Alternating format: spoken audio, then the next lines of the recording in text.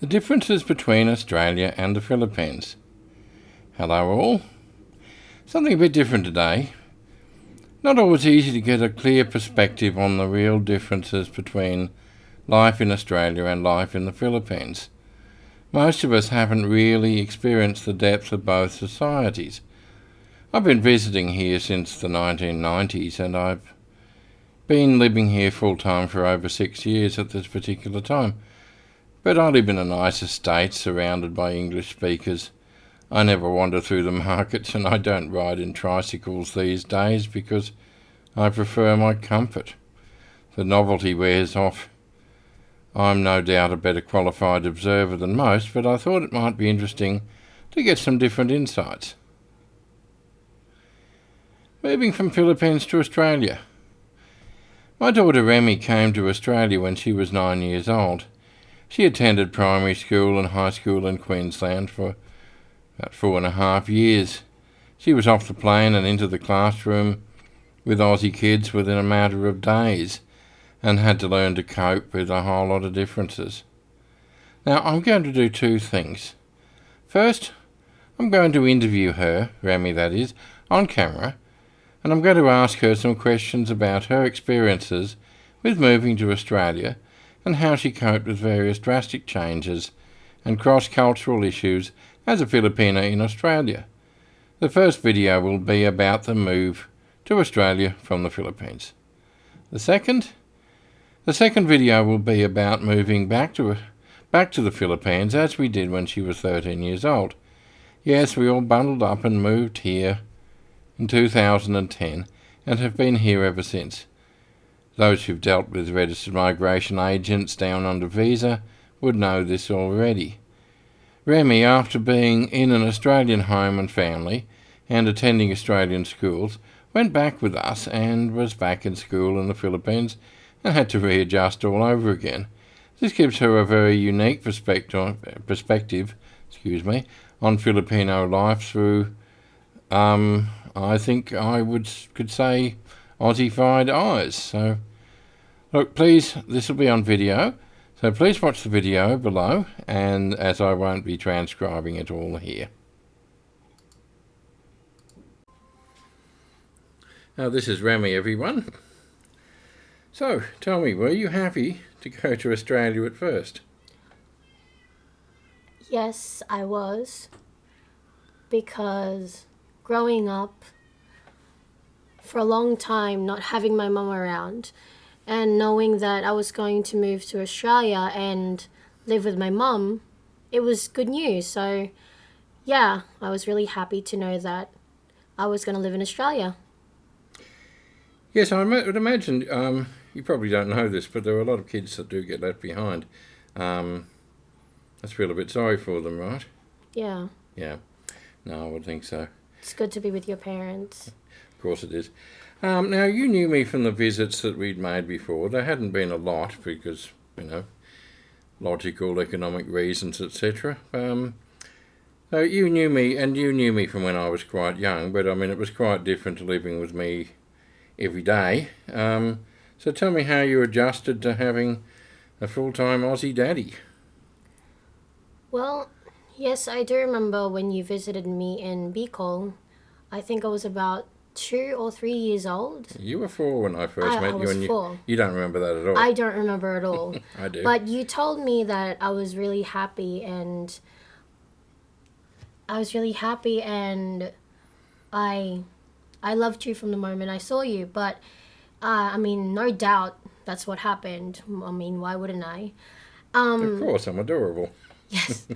And, well, to be honest, I was really scared because, I wasn't scared. I didn't know what was going to happen. I grew up not having a father, so it was the first time for me, and I didn't know what we'd talk about. I didn't know what we're going to do. I didn't, but somehow we just clicked, and you helped me a lot, and I don't know, we just got along so well, and I just felt like you were my dad. And not only were you kind and caring, but you treated me as your own. So yes. Well, that is, of course, that's nice to hear. Yeah. Goodness, I'll get teary in a minute. We were strict about speaking English and about changing from a dreadful 90% rice diet to one of meat and vegetables. And we did this, of course, to help you to adjust. How did you feel about this at the time, and how did this change over, say, the first 6 months? Yeah, I remember that. I wasn't allowed to speak in any other language besides English, and it was hard for me because I didn't know how to speak in English, and Mum and I weren't allowed to talk in our dialect. So, I mean, This was actually Mum's idea, in case anybody thinks it was. no, It was, well, we agreed, but I mean, Mum was certainly.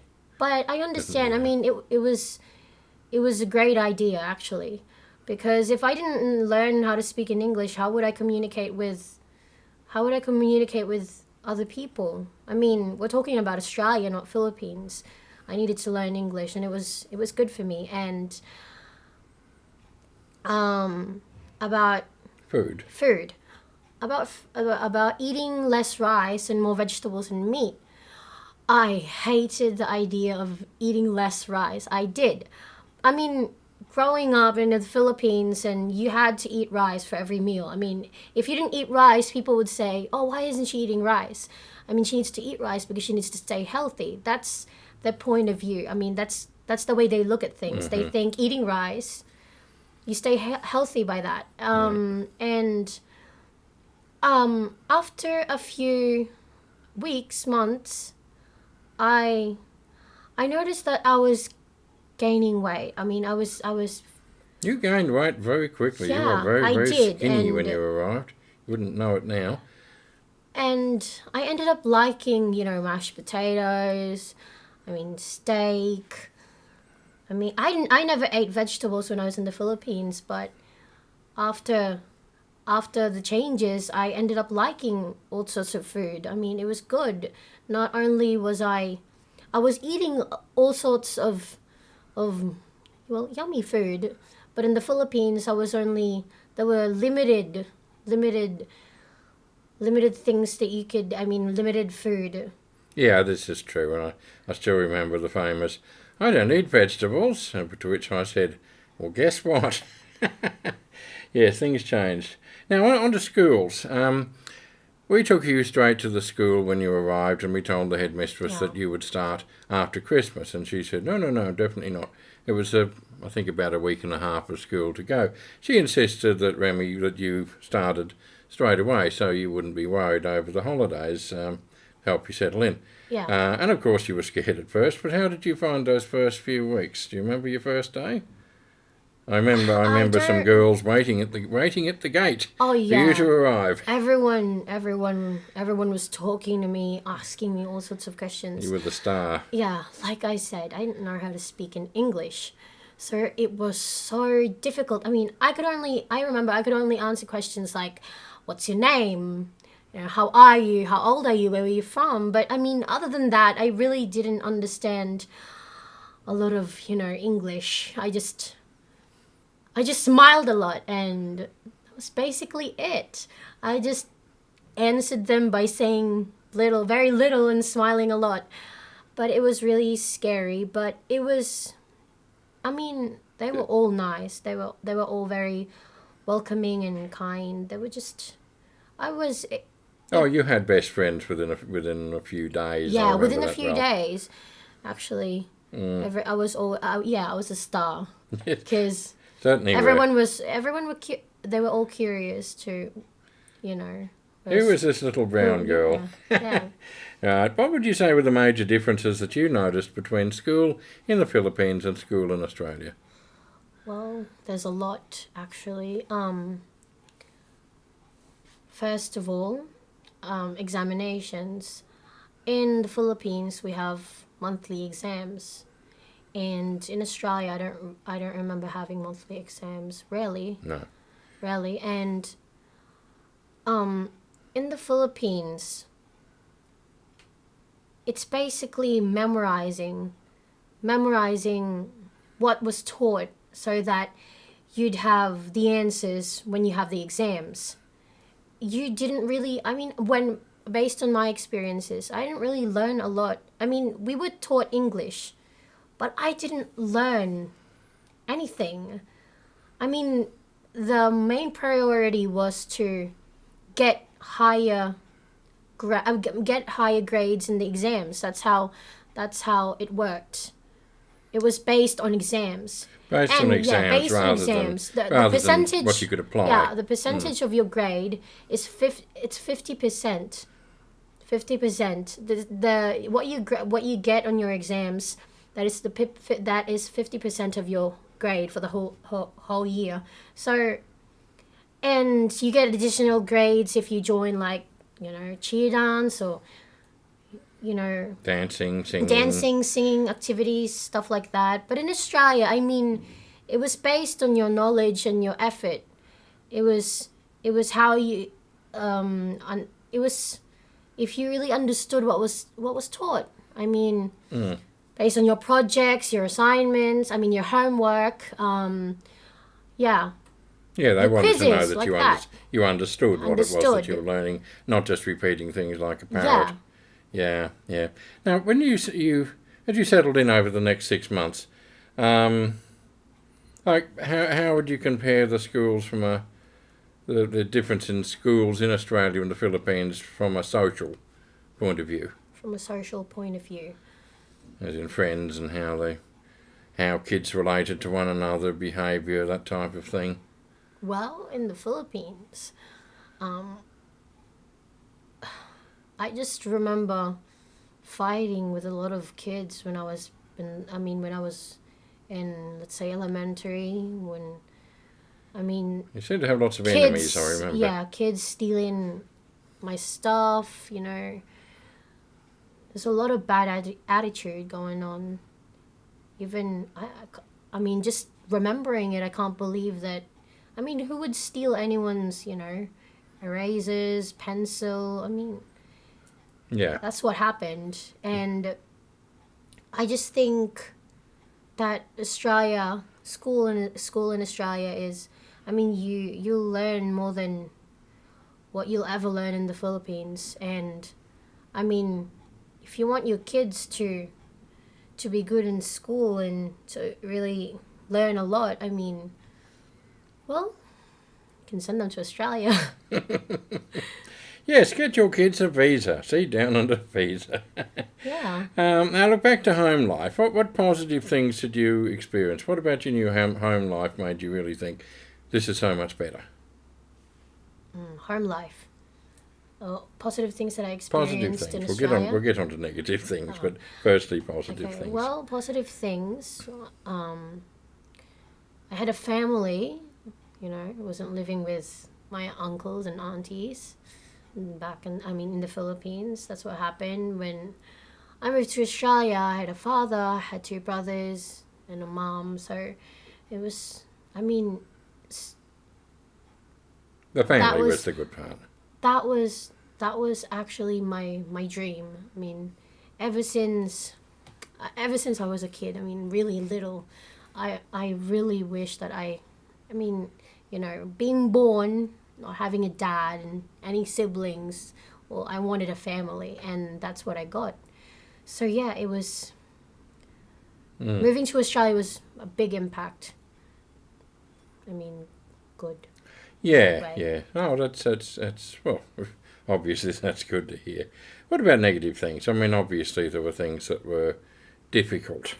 What did you find where you thought, what was better in the Philippines? What did you miss? Okay, what I found difficult. But this is from a family life point of view. Oh, family life. Family point of view. life, yeah.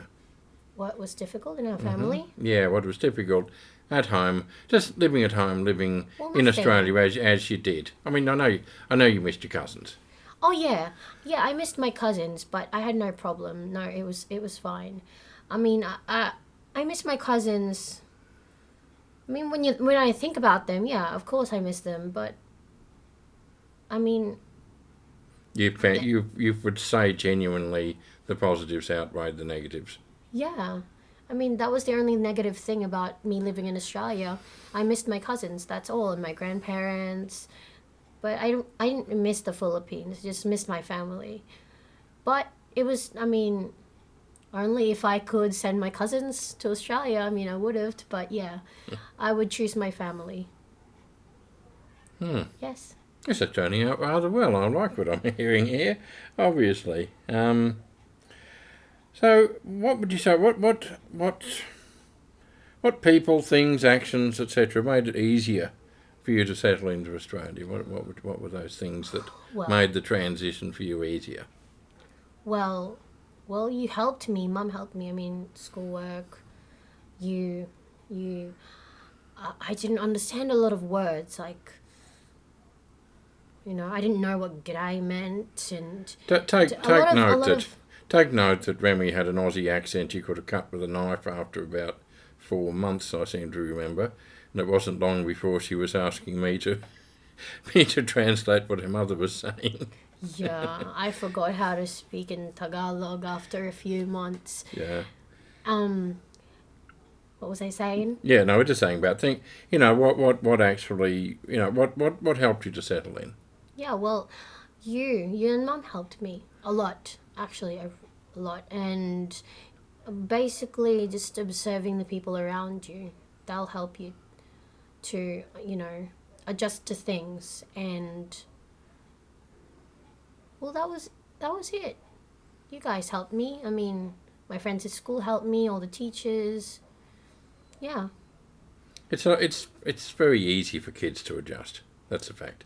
Kids are far more adaptable. You consider a 9-year-old girl compared to a 50-year-old woman. It's going to be a lot easier for a 9-year-old to adapt. It's just the nature of children. So yeah. It was a good thing. I was 9 years old. Yeah. So family, friends, that all helped you. Yeah. A great deal. And in hindsight, again, what made settling in difficult for you? What were the difficult things? Difficult things, just understanding all the changes.